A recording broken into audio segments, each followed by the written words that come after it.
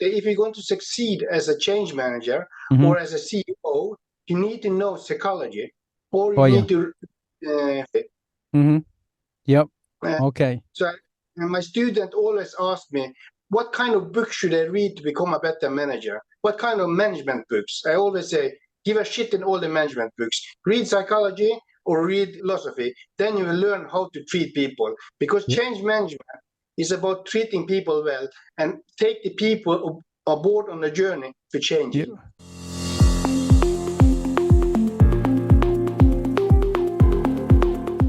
This is the show where we speak to industry experts and professionals to share their stories, their strategies, stories, and insights to help you start, turn around, and grow your business transformation.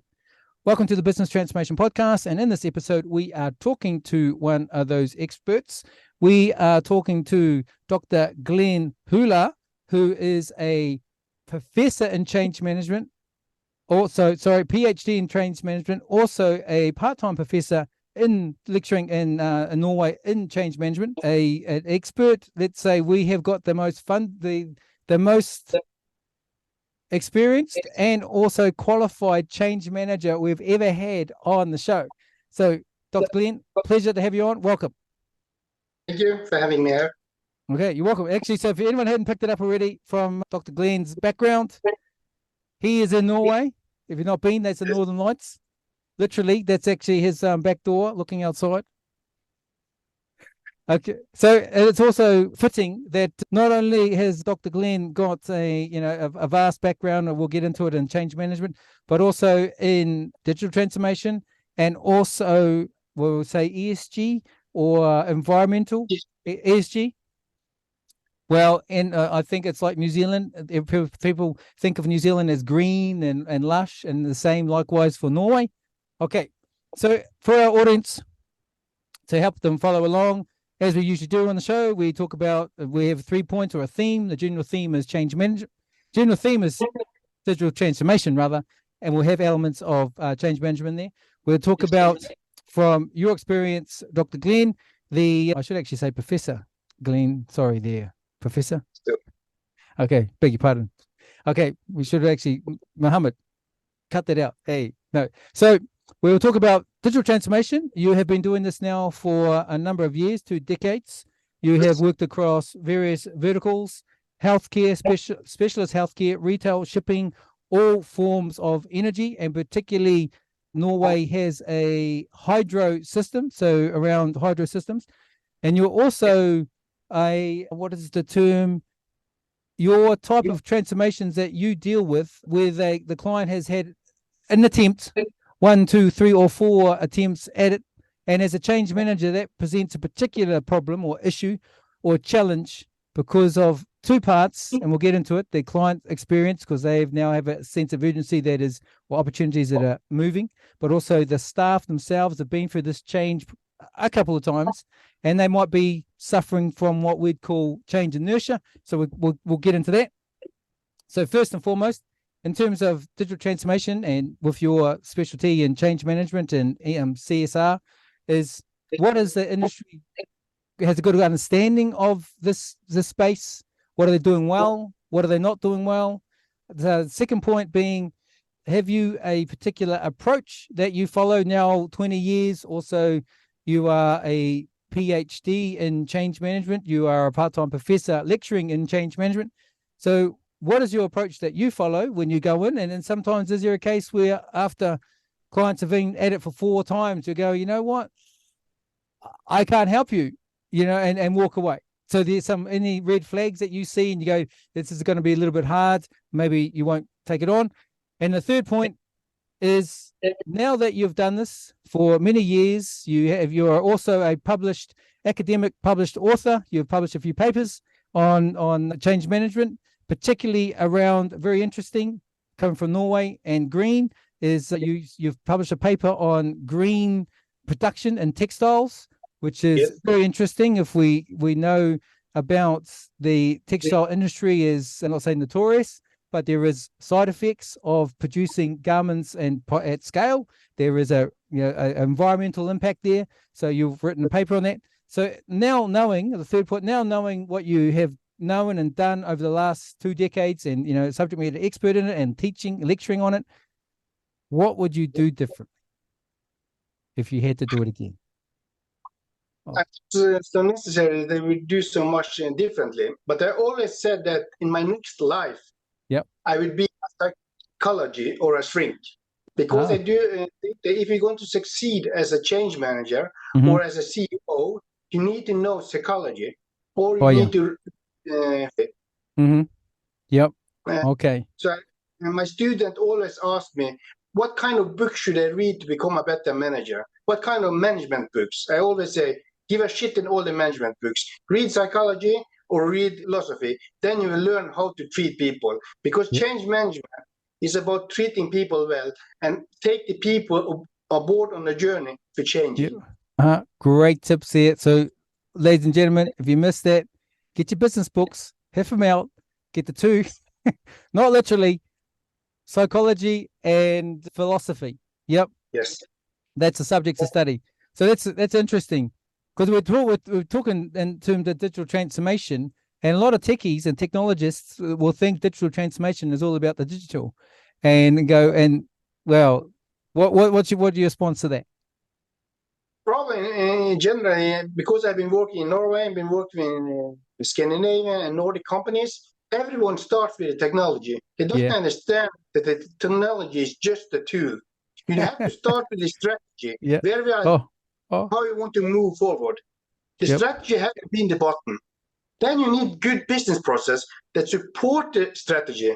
Then you need people like you and me, intellectual capital, who understand the strategy and the business process. But to help the organization to reach the goal, we need technology. But technology is just the tool, nothing else. Okay, very good. So I'm going to play that back in case the audience missed it.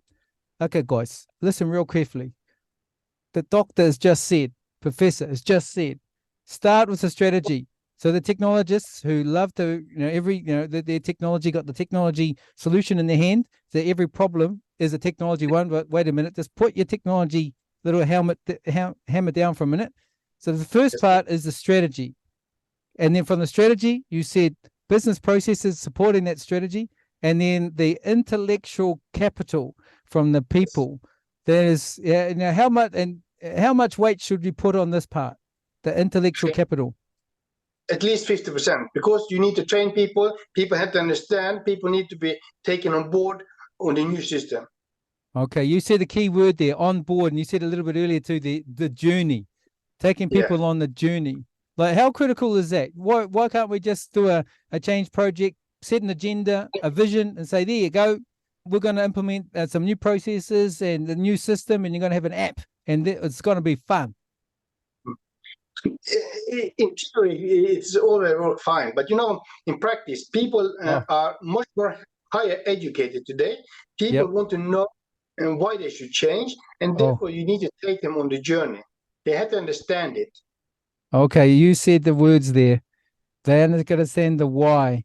I'm sure it's probably on the tip of your tongue, the what's in it for me. Yes.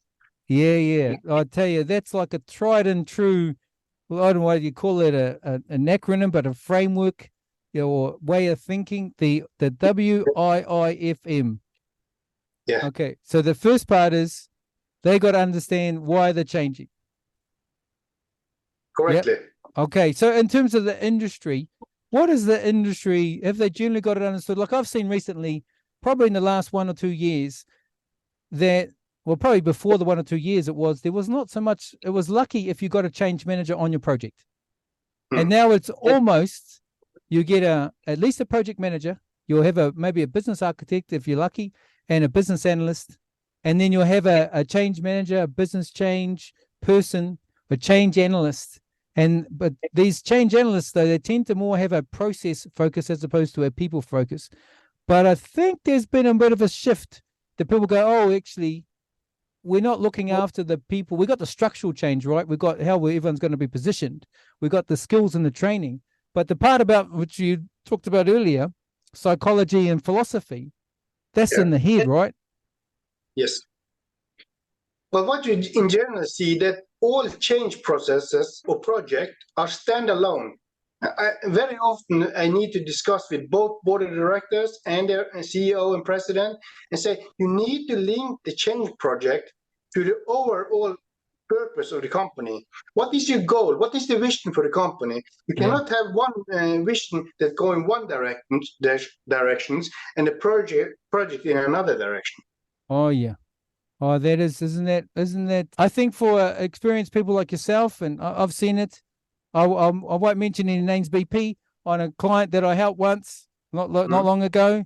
They have a business process that they want to optimize about their projects, about the energy production, about extraction, production, and then manufacturing and taking their product to market. And they said, and talking about this joint, about they have a vision, and then but they have some other activity, and they're not joined up. They'll tell me, so this is a common problem. Yes. Okay. And the same problem if you go to a specialist healthcare service in Norway, if you go to the retail industry, I've seen it everywhere. Okay, so why is that a problem? How can you detect it, and how do you solve it? I always start when I go to major change project.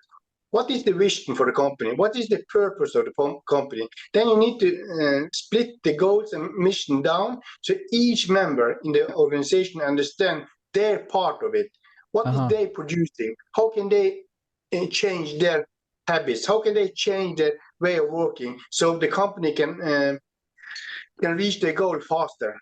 Okay, so your key part, you're bringing the what's in it for me all the way down from the top down through the organization, from executives down to operation, and that part where you said so they can see what's in it for them from their vision down into the goals. So the strategic goals are for guys upstairs, and then operational goals for the guys in operations.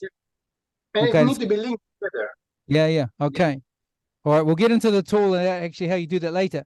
But how do you have that conversation then with usually executives? Like they'll say, there's, it's cliche. No one gets fired from hiring IBM, right?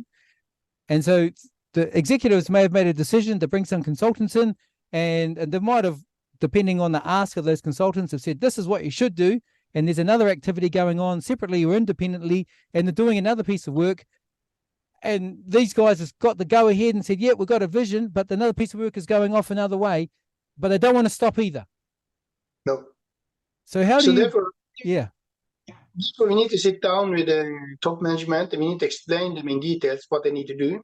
Then we need to have a common meeting with everyone who is in management position and say, we need to change, and everyone have to be on board. If not, we have to remove people, because the latest research and scientific also shows that middle management can be one of the major reasons that change project is failing, because they are sabotaging the project. Okay.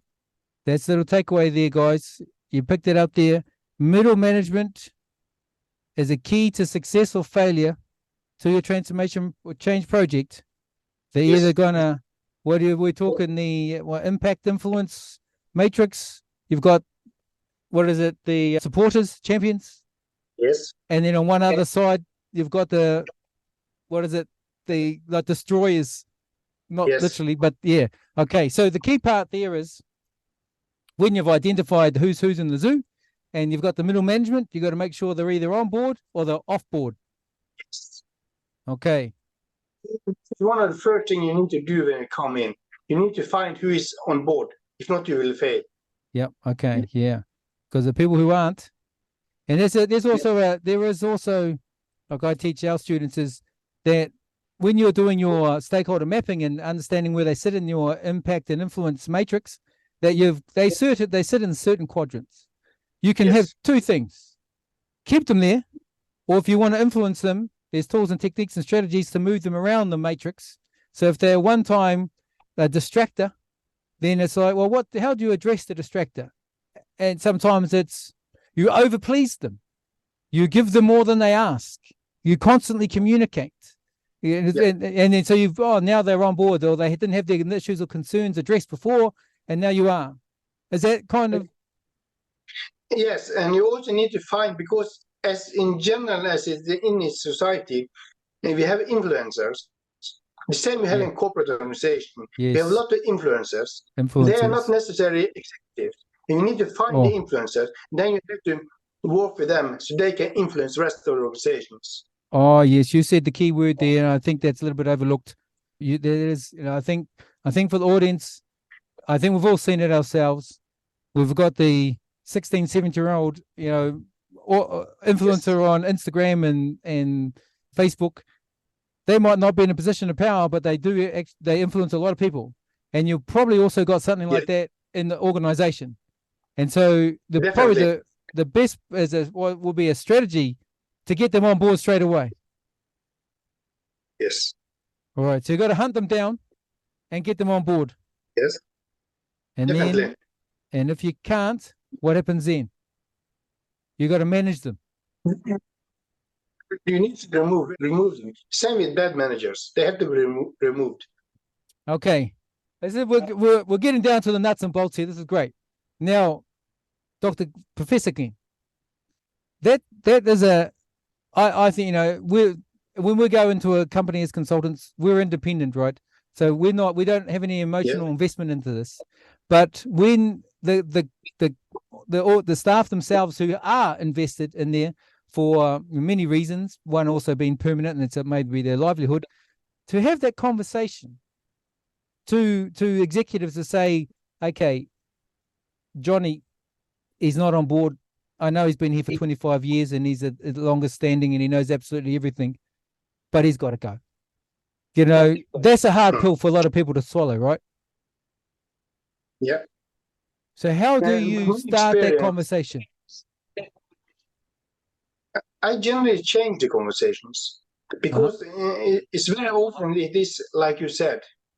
But I always like to sit down with the people that they say have to go because Yep. it's so difficult. She doesn't Mm. listen.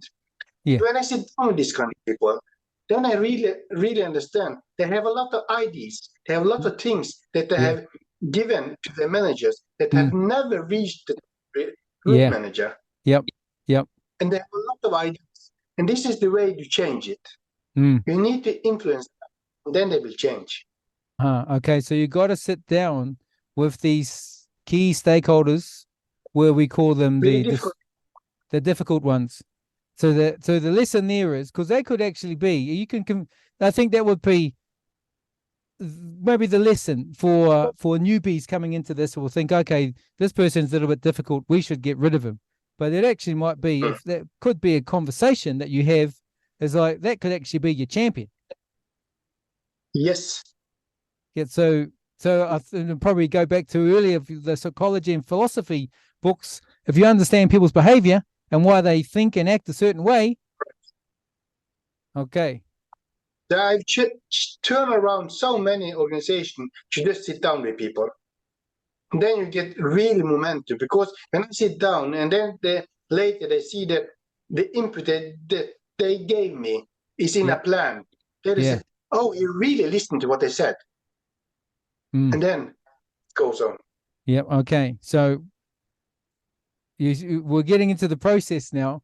Okay. The process that you follow. And I think you just said earlier, the first step you do is identify the stakeholders. And of those stakeholders is who's on board. Yes. Okay. And then, and hopefully you got the influencers. Yes.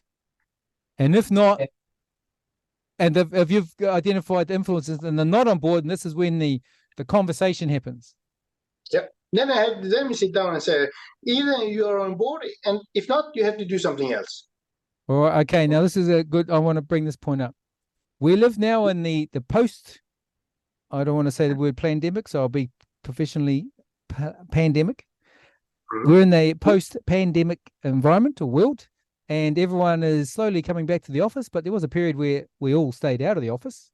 And so I don't know, but I thought that I was fighting the lone corner here for the culture.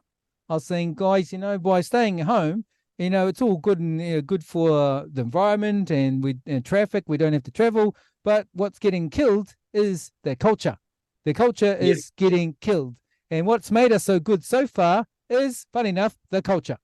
And Yes. so if you need to have those difficult conversations, where are you having the difficult conversations now if we're mostly online, or you're telling everyone we got to be in on site again? You need to invite them, because you don't need to be in office. Go to a street restaurant, go to a cafe, just go get out and meet, or just go for a walk. Yeah. Okay. So, ladies and gentlemen, we've got, just to remind you, we got a professor here of change management who is not a PhD in change management, also published academic author, part-time professor teaching it, is telling you to come together face to face and have the conversation. But I think Yes. you're also saying it's like a man's house is his castle. If you said there to go to a cafe, so not intentionally back to the office, but to an environment, probably a neutral Yes. of environment where it's non-threatening or non to advantage of any party, and you can have a non-threatening conversation. Okay. Yes, yeah, you can also be creative, yeah, and you can be open-minded. But my experience also in general is that a lot of people say in our company it should be a culture where it's allowed to speak openly and freely. Yeah. Yeah. But my experience is that it's only allowed for the CEO and top management to speak freely. If someone lower down speaks freely, they cut the head off. Oh, and this is a bad culture. Oh, yeah. Yeah. That is, I don't know if you'd call that a toxic culture, but pretty close to it. Yeah. Yeah. You got to walk on eggshells. It's like, what's good for thee, but not for me. Yeah. Everyone can talk freely, only us, but not you. Yeah. Yeah. No, not good. But this is changing. Yeah, it's about culture. You need to cultivate a better culture. Culture. Okay. All right. All right. So that probably go back to our first point about what the industry is not doing or doing well. Is that are they cultivating the right culture? Are you generally seeing I don't a trend? think so. Okay. So why would that be an issue in change management or in transformation? Why would cultivating a not a positive culture be an issue? If you're going to do some form of change, it could be a structural change. You're going to divest the business, so you're going to offload some division or cut a product line or business line. You go, well, we're cutting costs. We're going to lose some people. So what? But this is saying, if you look at what I mentioned earlier about toxic culture, if people are afraid to make mistakes, what I very often see, then you will not have a good culture. You will not have innovations. You will just have setbacks. And people will just do what they're expected to do and nothing else. Oh. You need psychological safety environment where people feel that they can actually make mistakes. Okay, let me play that back to you. That was fantastic. So if you're afraid to make mistakes, so ladies and gentlemen, if you're afraid to make mistakes, you only get what you paid for. You get what you asked for. And that the flip side of that is you get no innovation. Yes. Yeah. So and if in this day and age, if you want to be competitive, you need to innovate. And so if you've created a culture, people just, I think they don't give enough weight to culture. So full disclosure, I think we talked about that. My major in my MBA was change management. So I have I have a passion from the people side, because I go into these big transformations, probably like you, and you see they talk about the technology and the process and the new system and the technology, and it's like, but what about the people? Who's the people going to be using the process and using the new technology? You didn't even think about them. And you know what's going to happen?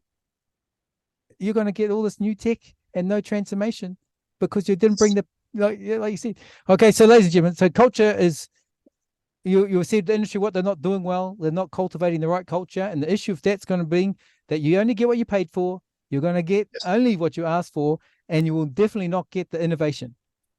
Definitely.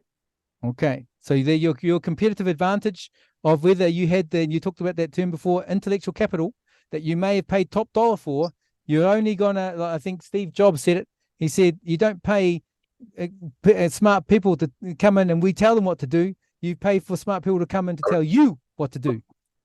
Alrighty. Okay, so your first point you were saying is you identify the influencers or the stakeholders, and of those influencers, get on board. Okay, what's the next step on your Then you process? need to, on a process, then you need to actually understand the business process that you want to change. You need to Okay. understand, I use lean management. You need to understand, and an organization need to understand what is going to change. Because what we very often see that organizations talk about changing the business processes. Mhm. But then the challenge is, if you're going to change something, you need to understand what you're going to change. Because my experience is that a lot of companies don't know their own business process at all. Oh, okay. Ladies and gentlemen, are you hearing that?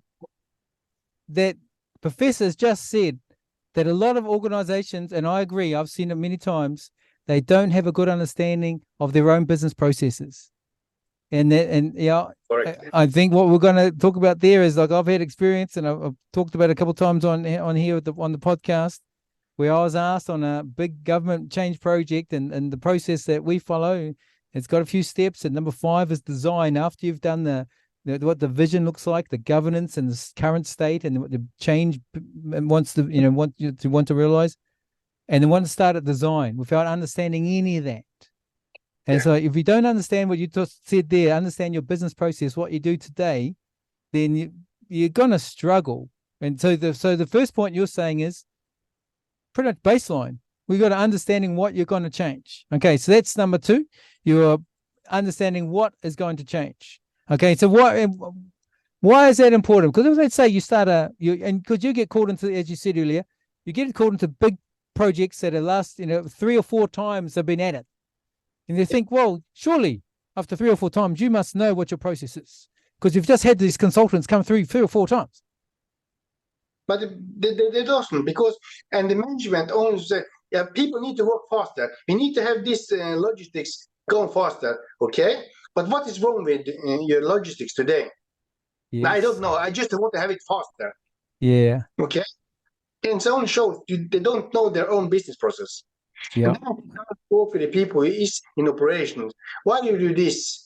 You do this, but why don't you do it in another way? Well, this is what we have tried to tell the management a long time ago, but managers don't listen to us. Okay. Very often that. Yeah. So there's an element of, from operations to management, there's a disconnect that they don't listen. Okay. So that can cause a lot of things, including resentment from operations, that they really don't want to offer suggestions. So I think, and probably see the same thing, as I think the people best who know what to change are the people who are actually in the business, who are actually doing the thing you're going to change. Thank you. Yeah. So if the management don't listen to them, we're in a bit of trouble. Yeah, we see that very often. Okay. Is that one of the strategies why companies bring in external consultants to be like the third party voice, to say, well, it's not us saying it, it's them. Listen to them. Yeah. They're the experts. And it's also, but I've been in projects where I have resigned because the management didn't want to listen to me. Because one company for 5 years, they tried to implement a new ERP system for 5 years. 5 years trying to implement a system. Wow, there's a lot of resistance then. Yeah, but and so if you don't get the resources and sit down and talk with the people that need to change the business process and how they work, you will never succeed. Yeah. But the CEO didn't want to do that. He just said he wanted to push down, but it will not help, I said. Oh, wow. I had that issue with the previous client, and I said those words. I said, so you want me to start at number 5 after not knowing this? And they said, and they'd actually tried this project for a year and a half with a couple of big 4, and then they canned it because it got nowhere. And they called me in and said, we want to do it differently. And I gave them the plan. They said, okay, I like it, and agreed that I like your 6 steps. Thank you very much. Well, I want to start at number 5. Like, you want to do all this? I said, what, you want me to do the same as what the last 2 guys did? And they said, yes. And I said, so that means not doing this other work we need to do, the vision, etc. And they said, yeah. I said, if you give me 20 minutes, I'm going to go get their plan. And I'm going to bring it straight back to you, because it's exactly the same plan. And they go, oh, no. I said, well, if we do the same thing and you expect a different result, I think there's a term for that. Yeah. It's called insanity. And they're okay, Mhm. fine, you can do it your way, but we disagree. And then 9 months later, I gave it back and it was all delivered. And they said, oh, well, thank you, you did. And to what you said earlier, businesses don't understand their processes. And they said, the sponsor said, you did the unthinkable. You gave us what we wanted, thank you, but you also documented the undocumented business. I said, but to your point as well, you said the operational people, you want to speak to the people in operations. I said, well, exactly. This worked because it was your people who wrote this whole thing. Yes. Yeah. So, okay. So there's a process. We're starting with the stakeholders. We're getting our influencers identified and on board. If need be, we're meeting on a neutral ground, have the one-on-one conversation.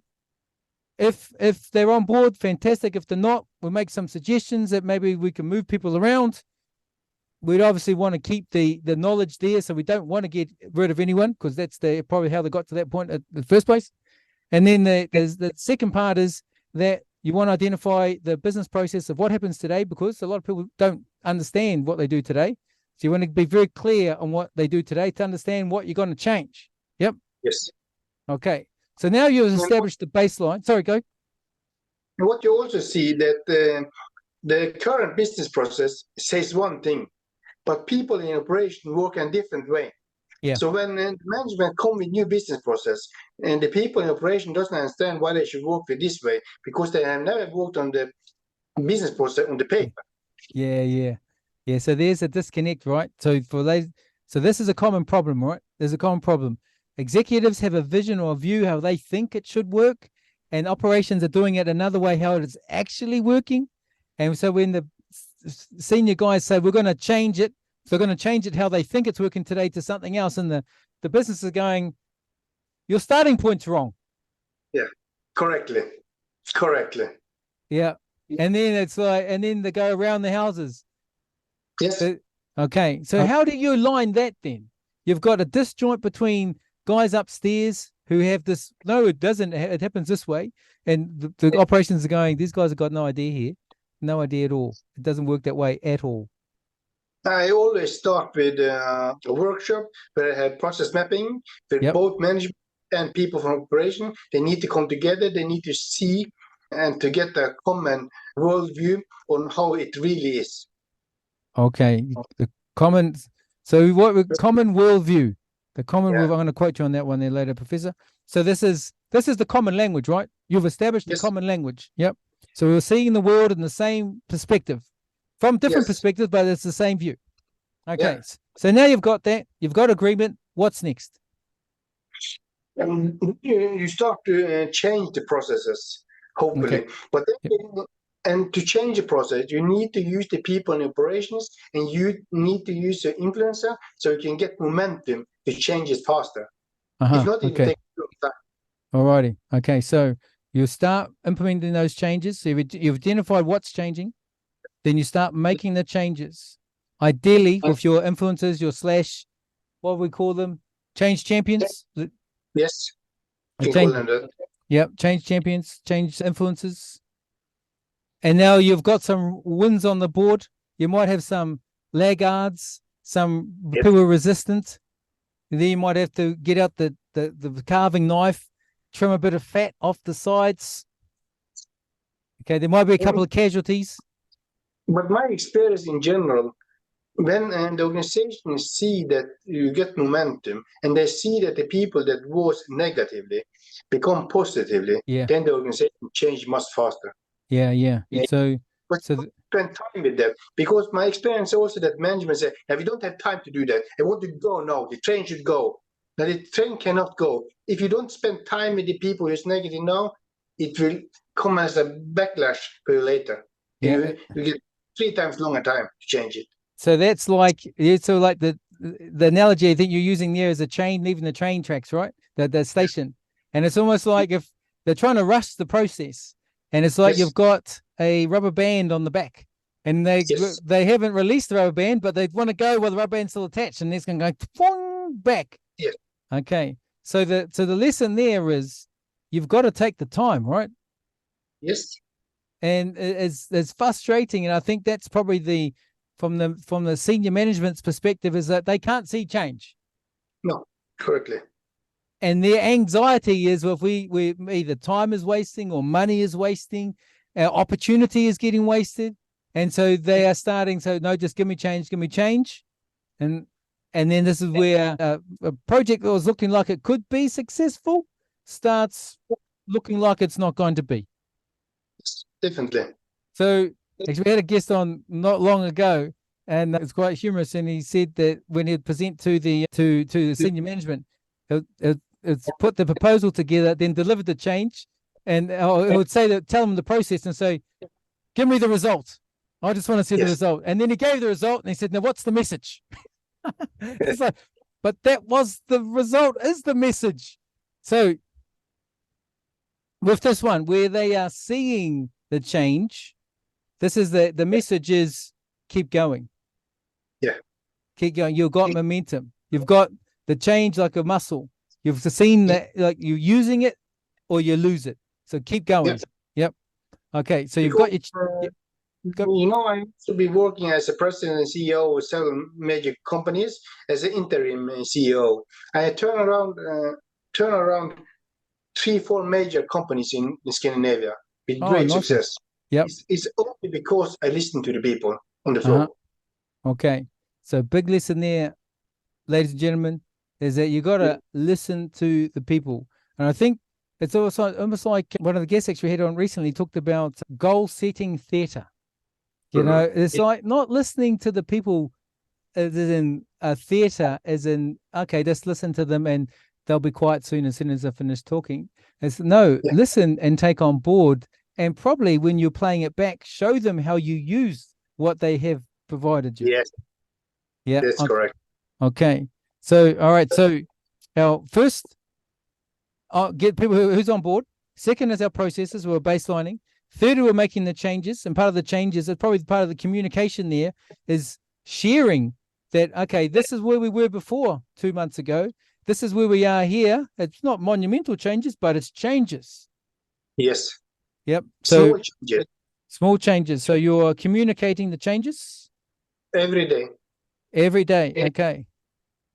Because there's a thing with a communications plan and identifying your stakeholders and how do they like to be communicated to. They want to have a town hall once a week, or they want to have an email every day to the senior executives, or they want to have a face-to-face because they don't believe you otherwise, and they want to have an email, they want to have a PowerPoint presentation. So you find the medium and the frequency, and then you execute that plan, and so you're keeping the communication channels open.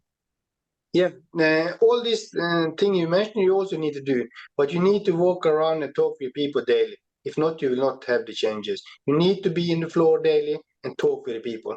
Okay. And the people who see you as a CEO or president, whatever you are, they need to see that you really care. They need to see that you interact with the people. If not, you will not succeed either. Okay. Ladies and gentlemen, we've got a lot of takeaways here.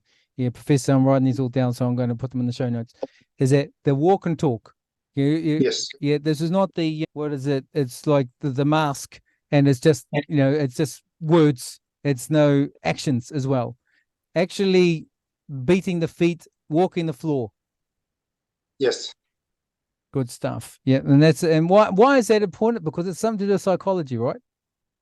This is exactly because people need to understand that you really care.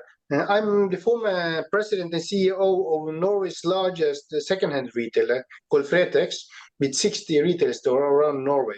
Whoa. And every week I was traveling in the whole of Norway to meet people. Many times I thought that, oh, this is so much stress to go around and meet people. I really cannot make anything. But when I get the feedback from the people, they really understand, appreciate it. And therefore, I also was managed to change the company so quickly because I was consolidating 4 different regional companies into one unit with almost 2,000 employees. Whoa. Okay. Yeah, that's no small change. No. This organization here, that this client that I'm helping, is not quite that big, and it's one site, and this is going to be a challenge.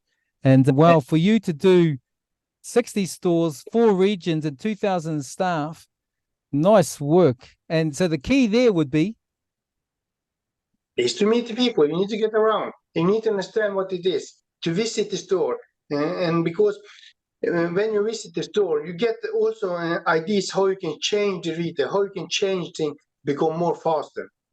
Okay. So you're meeting the people. Okay. And you couldn't do that remotely, right? No. No, you got to be face to face, skin on skin, Yes. touching hands, meet and greet. Yes. Alrighty. Earlier, one of the largest media corporation at that time is called Orca Media. It was one of the largest media corporation in the Europe and in Scandinavia. Then I was responsible to consolidate 7 companies with 1,500 employees. And then I also had to go around and meet people. Always the meeting the Yeah, people. you're not sitting in a big, nice big office and believe that you can make anything. If you don't meet the people, you get another job. Yes. Yeah. There's, okay, ladies and gentlemen, you got that? You got to get out from behind the desk, off the screen, Yes. and then beat the feet and meet the people. Yes. Okay. So now let's say you've delivered the change, you've met the change has been done, you've helped embed the change. Well, is it not embedding the change? You've met the people, they've understood the need, they're doing the new ways of working, the new business model. What is next? Embedding the change? You need to use the technology, because you didn't say anything about that. Yeah. Use technology as a tool to Yep. achieve your goal and company vision. Okay. You So need to implement the technology to use it as a tool. okay. So the key part there, ladies and gentlemen, is if we talk about the core elements of a business, the people, process, technology, and data, and in that order, people first, process done by the people, and the technology that is supporting the process, and the data that moves through the technology through the process.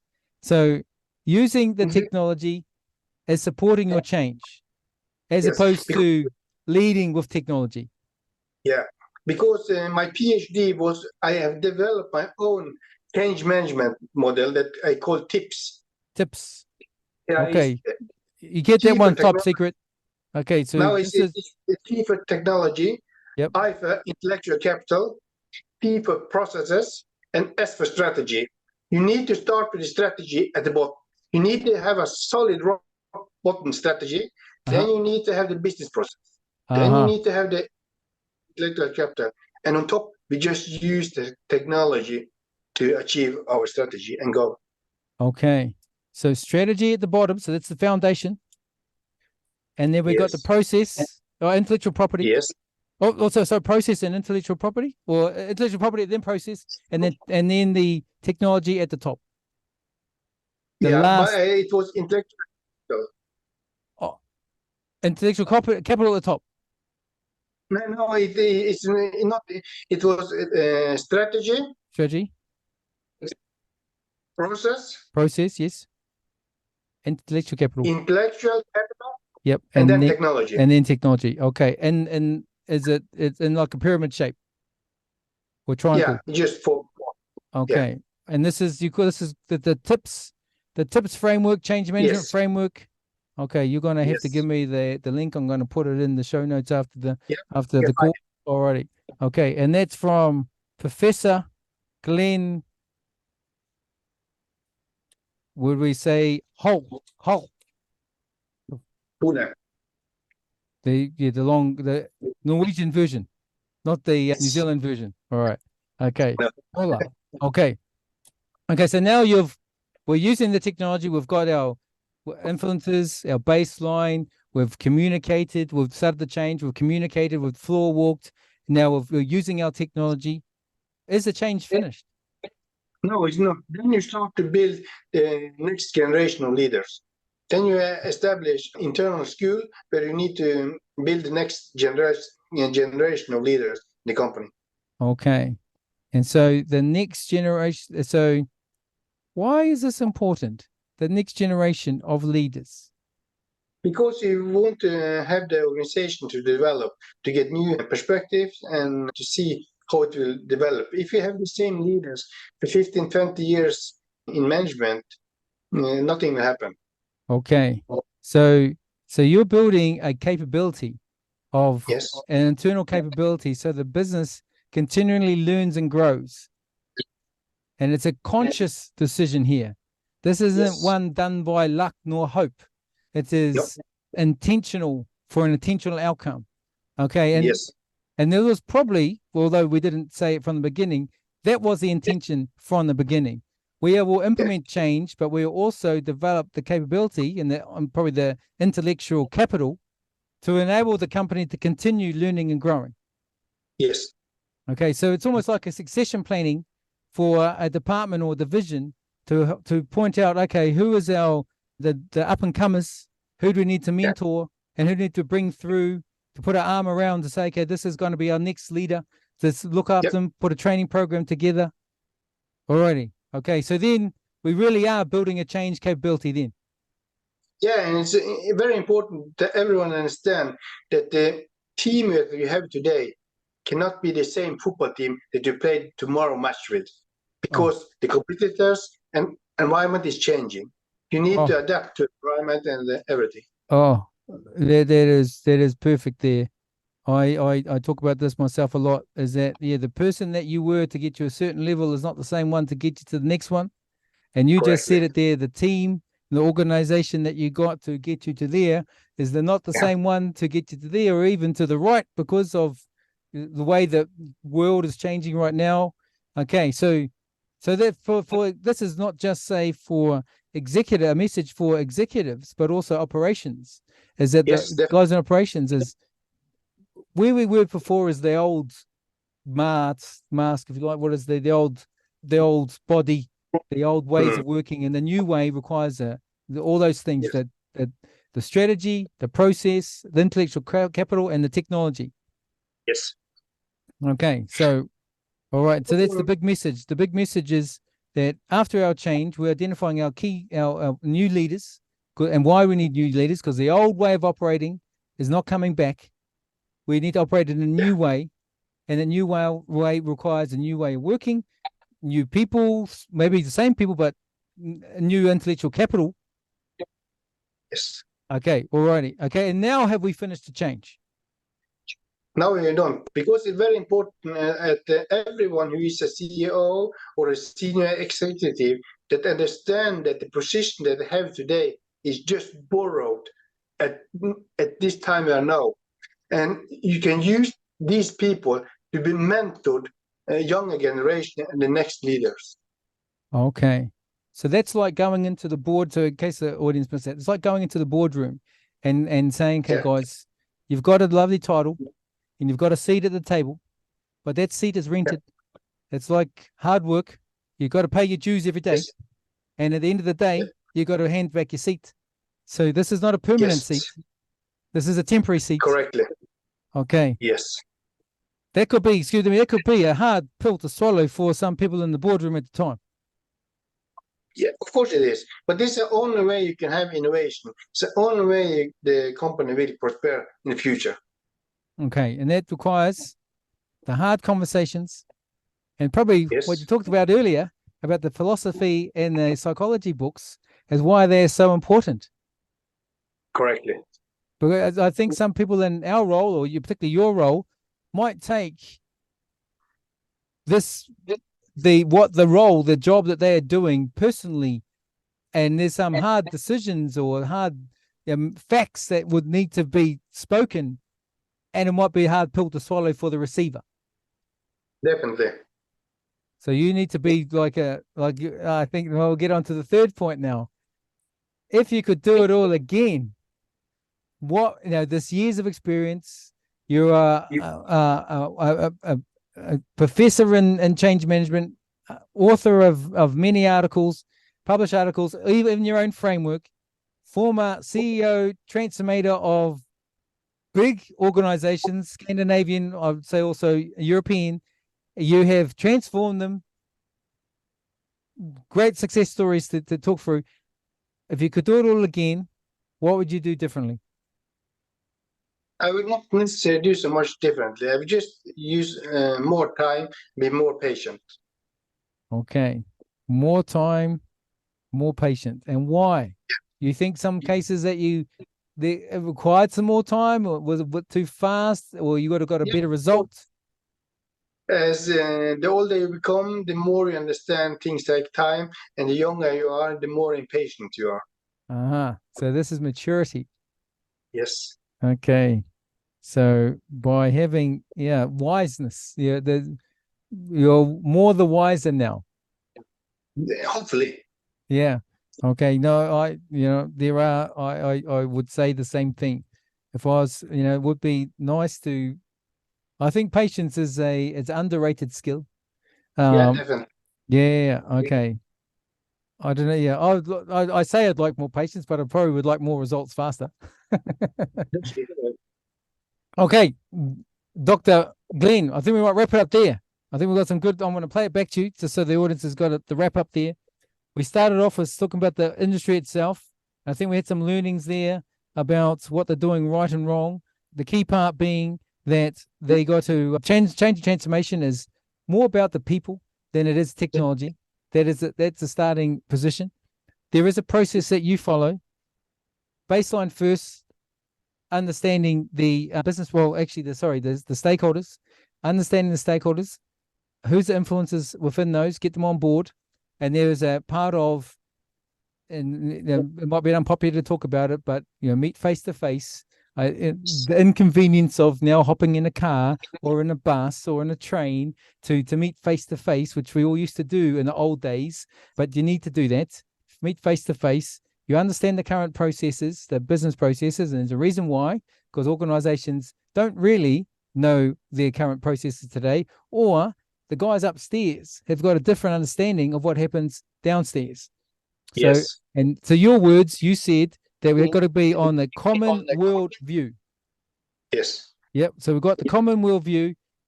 We are making changes. So we've got our change champions leading the change. We're communicating frequently. You said daily. We are walking the floor, the walk and the talk. We're visiting the sites, as you give a couple examples of you being in the transforming the clothing business. There's 60 stores, 4 regions, 2,000 staff. And then you're using technology as the enabler, not the driver. Yes. Yeah. And with all that, we are building the capability. So you are calling out, identifying the next generation of leaders, because the business and organization you were before is not the same one to keep you going. Correctly. So there's some things that you need to change. And then part of that, if it's number 8 or 9, it is that you got to, with the message, you've got to constantly communicate.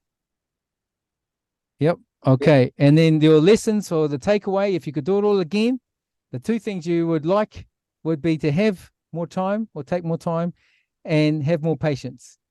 Yes. Ta-da. Well, we are, my friend. What a journey. We've just had 20 years laid down in about an hour of we've had a few professors on here, but not to the degree that yourself there, Professor Glenn, of the master. We'll call you the master, the grand master of change management, his own framework, published author, professor part-time, many hats that you wear.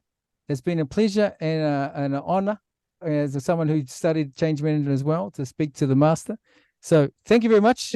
Well, we want to also, if later on, I'll get it from you. You give me the link to where people can. Well, I'll put your contact details in the show notes so they can get in touch with you. They want some Scandinavian, or you've worked around the world in those different verticals, so they they'll reach out to you if they go, okay, I like the guy, how this guy operates. We want to bring him in, or also they want to get the tips framework, how they can get a hold of that. And we'll put that in the show notes, and this will go live hopefully in about a week's time. Thank you for having me. My pleasure, my friend. Okay. Enjoy the green lights? Northern lights. Good night. And your back door. Okay. All right, my man. All right. We'll catch you later. Thank you very much for coming on. Thank you. Okay. Cheers, buddy. Bye-bye.